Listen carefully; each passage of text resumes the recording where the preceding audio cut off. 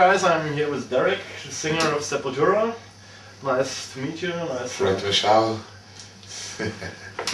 Very good. Yeah. The guys are playing here tonight at the backstage with Sorrow and D-Letztin.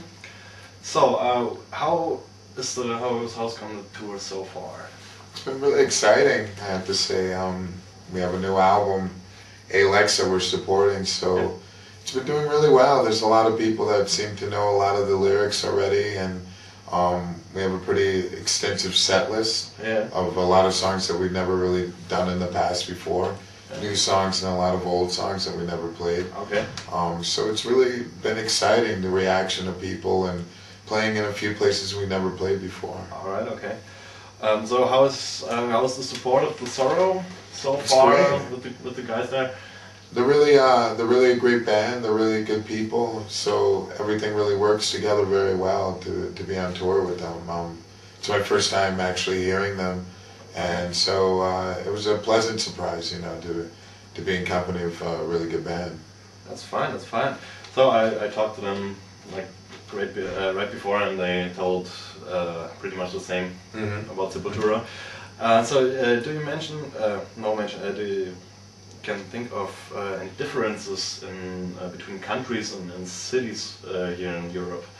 Yeah, I mean there is a difference. I mean the actual fans have the same passion, I believe, or people who are fanatic for the band. But I think when there's a city or a place where they have a lot of shows happening, maybe in the same week or in the same month, it can become a little more challenging because the shows get spread out and the people get spread out as well that go to the shows. So when you play a place like Bosnia that don't have that many shows and many bands don't go there, then the show it's definitely a lot more fuller, and the people are a little more pumped up because they don't have that many shows, and also they don't have that much money to go to shows. So it becomes an extremely big event for them to go. So there is a difference when it comes to playing places that there aren't many shows that are very common. But they seem to be getting a lot of shows there now. You know, there's like Iron Maiden and Creator, and you know, all these bands are going there. So it's really cool to see. Yeah. Is there anything special you can think of here in Munich to play? I think last time you played was In Flames here. Wasn't it? I think the last time, I think we played here, I'm pretty sure we played here with Bessifer from Israel and a band from South Africa. But it's been many times we played in Munich, and so, I'm sure with In Flames we did, and I remember we played here with Slayer and Systems of a Down on one of the first tours we did in Europe with me and the band. But it's always great to be back here. Okay, that's fine. That's fine. Can you think of any funny things happened so far on the tour? Some strange fans or crowd actions? Yeah, I mean what's been pretty, I don't know if it's funny, but I mean there's been a lot of like just being held up at the borders, certain borders in the Eastern Bloc, you know, where they just kind of, seems like they're making up things as they go along and don't really know what they're looking for, and they kind of take liberty of taking things from us, you know, as far as like alcohol and records and T-shirts and things for their own personal use, which is kind of shitty, but you know, you gotta, I guess, go with the flow, and just certain crossings, you know, where the bus won't fit on the ferry boat, and just little things like that, but getting stuck in the snow and having trucks pull us out, and just, you know, unpredictable things, but they just happen on tour, you know. Yeah, sure.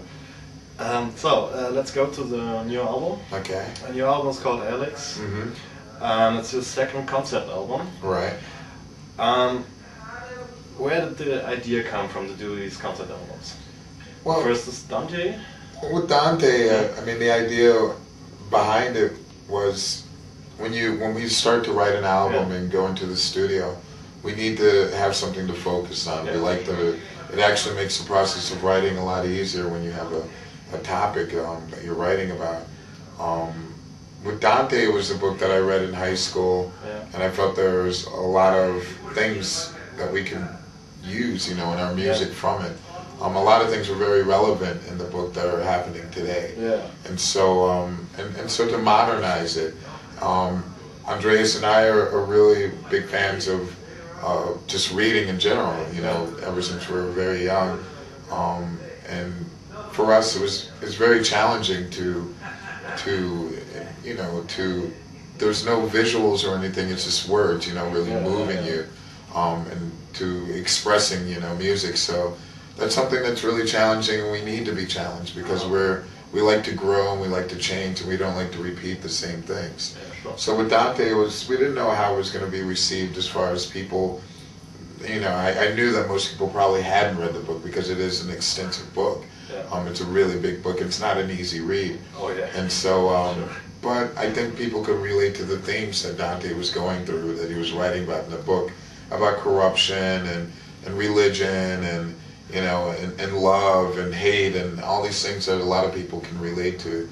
So once we did that concept album, doing it off of a book, we also at the same time had the idea of doing A Clockwork Orange, the book. We just kept it in our heads until it came time again to write a new album. And we decided to hey, let's just follow up and do this. They're completely different books, completely different stories. So the music came out entirely different as well. And it was appealing to do A Clockwork Orange because the book has an extra chapter that the movie doesn't have. And so it kind of changed the whole idea of the story for us.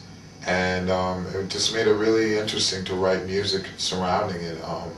It's a very powerful story, so I think the music, really reflects that. Is there any topic in Clockwork Orange for you personally that you feel addicted to, or? Yeah, I think the main topic of the book or the story itself is the battle for your own free will. I think in the society that we all live in, there's a lot of manipulation that goes on just with product placements of advertising and things like that. And I think that's something that a lot of people don't really realize unless you step out of that element. I think when we played our show in Cuba for the first time last year, there is no advertising on the road or things being thrown at you, and it was a strange feeling not to be forced, pushed into buying certain products and certain things that you don't really need. And I mean, that's just one small example of really not being manipulated, not really having a free will, and not even realizing that you don't have a free will.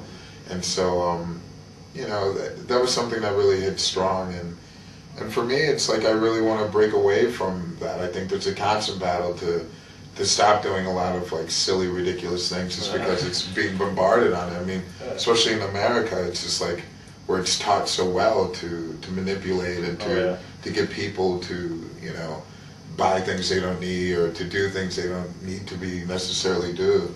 So I think it's a battle that a lot of people go through, or I mean, if you look around your house and things like that, you look at certain products and things, you bought it because you saw it probably, on TV. I know there's a lot of things when I was God, I saw it so many times that I just ended up getting this, It's just and so it's kind of crazy when you think about it. But I think it was that whole theme of free will, the battle that A-Lex has in the book, to have his own free will. You can't be forced to be good.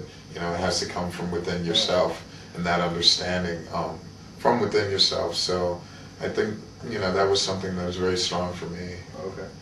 So do you have a favorite scene in the book or in the film?